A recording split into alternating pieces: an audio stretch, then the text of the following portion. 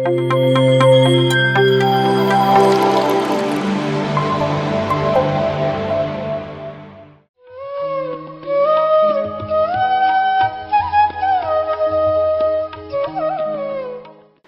ನಾನು ಮೈಸೂರಿಂದ ಬಂದಿದ್ದೀನಿ.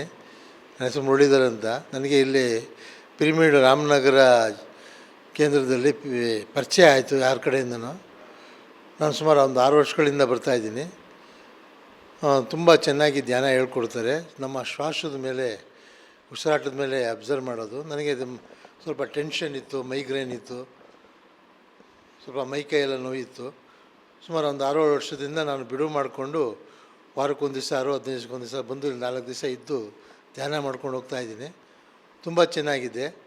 PMC channel, pyramid master Patriji, ನಮ್ಮ ಕೃಷ್ಣಪ್ಪವರು, ನಮ್ಮ ಗುರುಗಳಾದಂಥ ಕೃಷ್ಣಪ್ಪವರು ತುಂಬ ಆತ್ಮೀಯತೆಯಿಂದ ಹೇಳ್ಕೊಡ್ತಾರೆ. ನಾವಿಲ್ಲಿ ಏನೇ ಆದರೂ ಕೂಡ ಬರಬೇಕು ಅಂತ ಅನಿಸುತ್ತೆ. ಮೈಸೂರಿಂದ ಬಂದು ಇಲ್ಲಿ ಒಂದು ದಿವಸ ಇದ್ದು ಧ್ಯಾನ ಮಾಡ್ಕೊಂಡು ಹೋಗ್ತೀನಿ. ನೀವೆಲ್ಲ ಧ್ಯಾನ ಮಾಡೋದ್ರಿಂದ ಮಾನಸಿಕ ಸ್ಥಿತಿ, ನಮ್ಮ ತಲೆನೋವು, ಸಮಸ್ಯೆಗಳು ಏನೇ ಇದ್ದರೂ ಕೂಡ ಆ ಸಮಸ್ಯೆಗಳು ನಿವಾರಣೆ ಆಗುತ್ತೆ. ನಾವು ಸಾಧನೆ ಮಾಡಬೇಕು. ಅದನ್ನು ಫ್ರೀಯಾಗಿ ಉಚಿತವಾಗಿ ಹೇಳ್ಕೊಡ್ತಾ ಇದ್ದಾರೆ. ನನಗೂ ಸಾಕಷ್ಟು ಇದರಿಂದ ಉಪಯೋಗ ಆಗಿದೆ.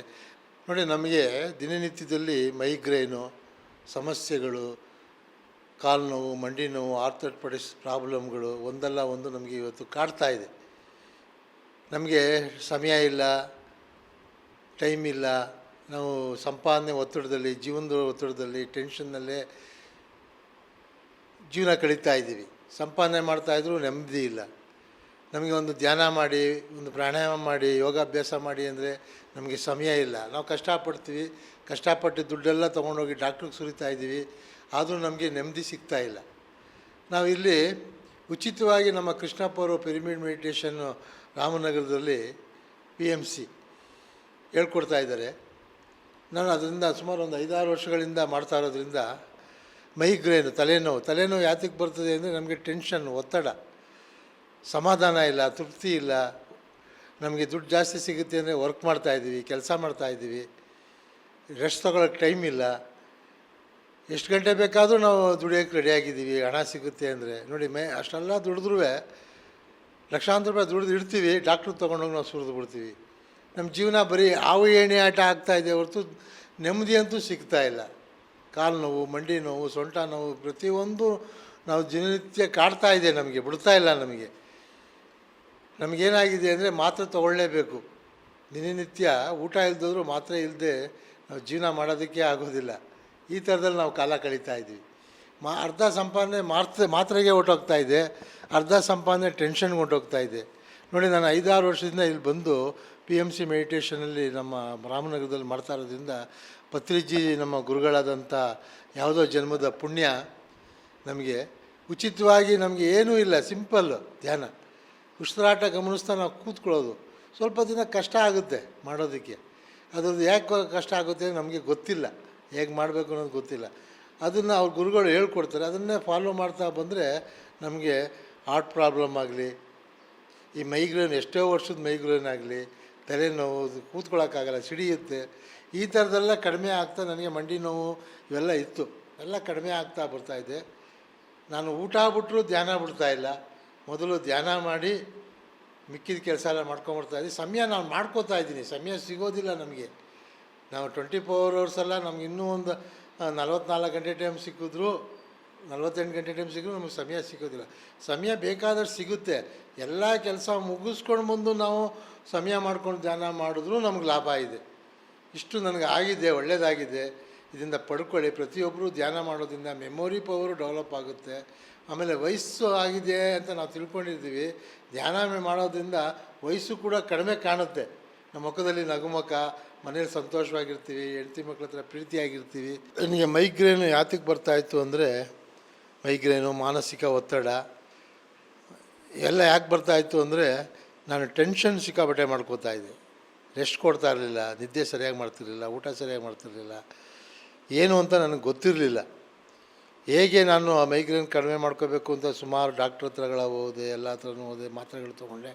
ಇನ್ನೂ ಒಂದಕ್ಕೊಂದು ಪ್ರಾಬ್ಲಮ್ಗಳೇ ಜಾಸ್ತಿ ಆಯಿತೆ ಹೊರತು ಮೈಗ್ರೇನ್ ಏನು ಕಡಿಮೆ ಆಗಲೇ ಇಲ್ಲ. ನಾನಿಲ್ಲಿ ಯಾರೋ ನಮ್ಮ ಮೈಸೂರಿನಲ್ಲಿ ಪಿರಿಮಿಡ್ ಮಾಸ್ಟ್ರು ಪತ್ರಿಜಿಯವರು ಬಿಡದಿಲಿ ಹೇಳ್ಕೊಡ್ತಾರೆ, ರಾಮನಗರದಲ್ಲಿ ಹೇಳ್ಕೊಡ್ತಾರೆ, ಸಮಯ ಮಾಡ್ಕೊಂಡು ಹೋಗಿ ಅಂತೇಳಿ. ನಾನು ಅಷ್ಟು ದೂರ ಹೋಗ್ಬೇಕಲ್ಲ ಅಂತ ಸೋಂಬೇರಿತನ ಮಾಡ್ತಾಯಿದ್ದೆ. ಮಾತ್ರೆ ತೊಗೊಳ್ಳೋದು, ಮನಿಕೊಳ್ಳೋದು ನಿದ್ದೆ ಬರೋದಿಲ್ಲ. ಹಾಗೆ ನಾನು ಅಡ್ರೆಸ್ ಹುಡುಕೊಂಡು ನಾನು ಇಲ್ಲಿ ಪೇಪರಲ್ಲಿ ನೋಡಿದಾಗ ರಾಮನಗರದಲ್ಲಿ ಮೆಡಿಟೇಷನ್ ಇದೆ ಅಂತ ವಾಟ್ಸಪ್ಪಲ್ಲಿ ಗೊತ್ತಾಯಿತು.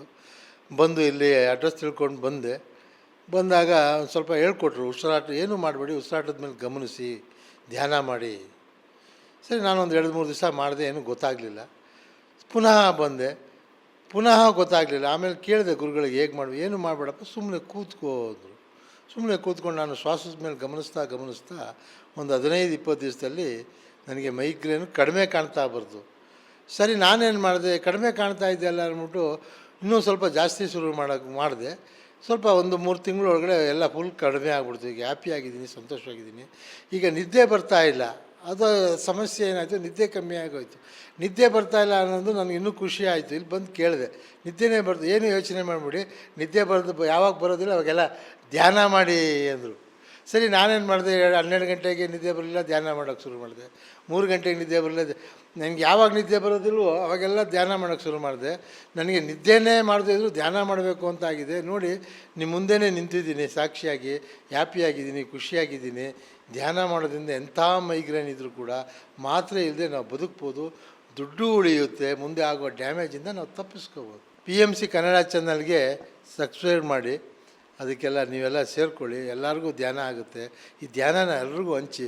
ಉಚಿತವಾಗಿ ಸಿಗೋದ್ರಿಂದ ನೋಡಿ, ನಮ್ಮ ಜನ ಯಾವುದು ಉಚಿತ ಸಿಗುತ್ತೆ ಅದನ್ನು ಕೇರ್ಲೆಸ್ ಮಾಡ್ತೀವಿ, ಯಾವುದು ದುಡ್ಡು ಸಿಗುತ್ತೆ ಹುಡುಕೊಂಡು ಹೋಗ್ತೀವಿ. ಎಷ್ಟು ದೂರ ಬೇಕಾದ್ರೂ ಹುಡುಕೊಂಡು ಹೋಗ್ತೀವಿ. ಈ ಉಚಿತವಾಗಿ ಸಿಗೋ ಅಂಥದ್ದನ್ನೆಲ್ಲ ನಾವೇನು ಮಾಡ್ತೀವಿ, ಕೇರ್ಲೆಸ್ ಮಾಡ್ತೀವಿ.